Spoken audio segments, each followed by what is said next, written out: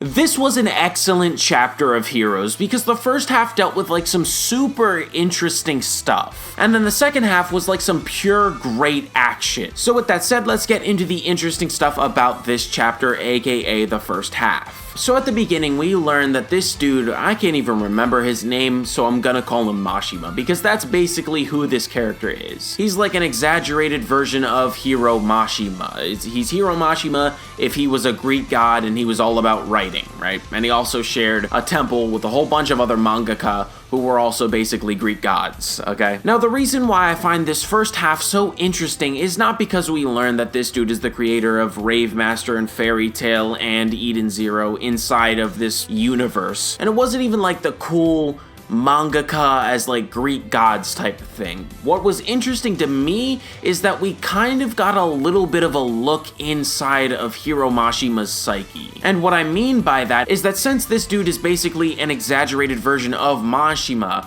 when he's telling his backstory, this is basically Mashima kind of telling an aspect of his life, of his time as a manga creator. And when this story is being told, we learn a lot of things. That this dude was the fastest creator, aka Mashima was the fastest one at making mangas, and that a lot of people, a lot of other mangaka, or gods, whatever you want to, I'm just gonna stick to talking about Hiro Mashima here, okay? I'm not gonna flip-flop, okay? We learned that a lot of other mangaka were curious and concerned about Mashima's health because he was so dedicated to his craft. And then we get to the most interesting part of this chapter for me. I'm just gonna read this whole thing out, okay? So, let's go. I continued to imagine until eventually my memories began to fail me. I had written so many stories, so many characters, I no longer knew which memories were mine and which were theirs. Now, what I'm thinking that Mashima is hinting at here is not that he can't tell the difference between his own reality and the stories of the characters that he's writing about,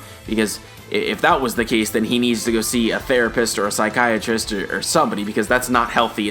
But what I'm thinking that he's saying here is that Hiro Mashima has made so many stories. Starbiter Satsuki, Monster Soul, Monster Hunter Orange, or however you say that, Rave Master, Fairy Tail, Eden Zero, Fairy Tail Zero, Fairy Tail 100-Year Quest. He's made so many stories. He's done this for so long that the lines between his stories are getting a little bit blurred, if that makes any sense. Maybe I'm looking way too deep into this. Anyways, onto the action, aka the second half, aka there's no more AKAs. Ellie, Rebecca, and Lucy find out that the Oasis is not actually in a specific place. The whole island itself is the Oasis. Then the booty dudes show up basically out of nowhere with Plu in hand, and this gives Ellie the idea that since Plu can destroy Darkbrings, that he can probably destroy this whole island. They're just gonna have to fuse their magic and their power into him so that he will be able to do such a thing. The chapter then goes to the boys. We got Shiki, Natsu, and Haru, and Natsu is continuing that attack that got cut off in the previous chapter, okay? And I gotta be honest, right before it impacts, it looks really cool, but after it impacts, not so much.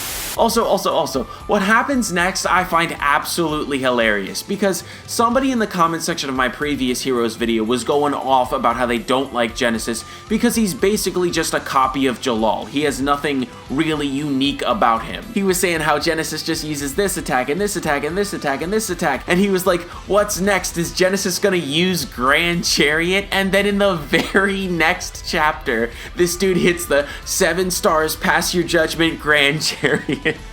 It just has me dying, bro. It's hilarious. But unfortunately for old Genesis over here, the 7 stars did not pass their judgment because Shiki, Haru, and Natsu are all alive. And that is because Genesis is getting weaker by the second because of what the girls and Plu are doing. And Genesis gets so caught up in the fact that his power is weakened that this leaves him wide open for a team attack, and we get possibly the greatest panel of 2019, bro. Just look at this. Have you ever seen a more iconic? You probably have, okay, but it's cool, all right? And after the team attack is delivered, it looks like Genesis is down for the count. Also, the crystal around his neck broke. So yeah, he's basically powerless now. He's gonna go back to the way that he was, and we still have 2 chapters left of Heroes, so I'm wondering where else this is gonna go, except for maybe like some shenanigans and some hijinks, because the main villain is defeated. So anyways, with all that now said, I must bring this video to a close. So